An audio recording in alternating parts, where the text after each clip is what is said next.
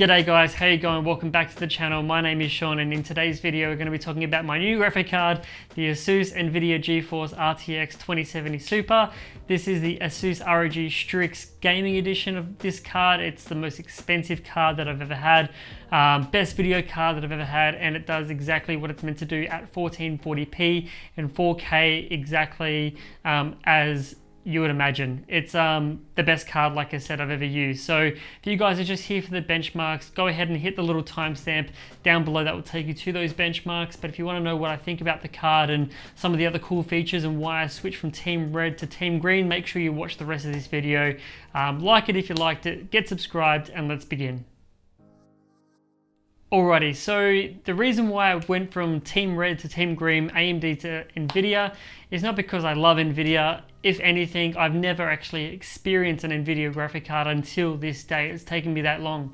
My previous graphic cards I've had going way back to like the 4850, the 4870 from AMD, and then I took a while and I guess took a break from gaming. Then I went to a RX 560, then I went to an RX 580, and I thought that was great with an 8 gig VRAM and FreeSync and everything else. The panel I've got behind me from LG, I'll leave a link to down below as well, but this is a 4K LG FreeSync IPS panel. That's only 60 Hz, but this was mainly for a compromise between gaming and video editing, and that's why I chose this specific panel, and I got a good deal on it at the time as well. I only paid around about $600, and that was 2 years ago, so a fairly good deal for an IPS 4K panel that can do FreeSync.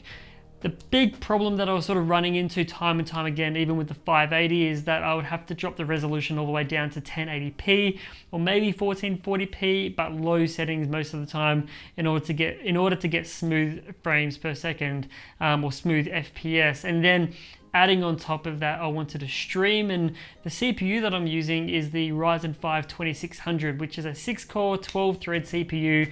I've got it overclocked to 4 GHz on all 6 cores, 12 threads, and I've got 2 sticks of 8 GB, 3000 MHz RAM from Deepcool. That's the TRIDENT Z RGB memory.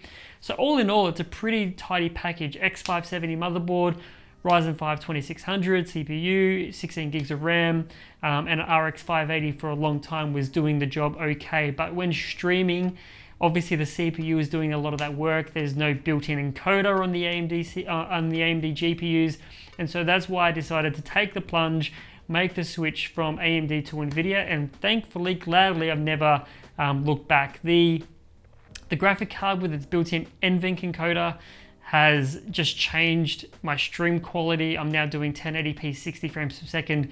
No worries at all with the CPU sitting around about 30 or 40% because it doesn't really have anything else to do other than just, process the game and, maybe interact with people using YouTube or using Streamlabs. But otherwise my CPU is free to do other tasks. The other cool thing is because of that NVENC encoder, the GPU is just dedicated at giving me the best performing games at 1080, 1440, and even 4K gaming without any issues at all. The card itself, I paid at the time of, recording, prices have gone up, but at the time of getting this card, when I got this card, about 2 or 3 weeks ago, 2 months ago I got this card, I paid 900 Australian dollars, and I guess for the same card from NVIDIA now you're paying, or from Asus I should say, you're paying anywhere about 1200 to 1300 to 1400 because of Corona and supply and demand and all those kind of things. So I'm glad I did get this card when I did. The card itself is absolutely mammoth. You've got on the back here or on the front, I don't know what you want to call it, but you've got 2 display ports, 2 HDMIs, and a USB Type-C, which is great. It does take up only 2 slots for the, rear of the case, which is quite good.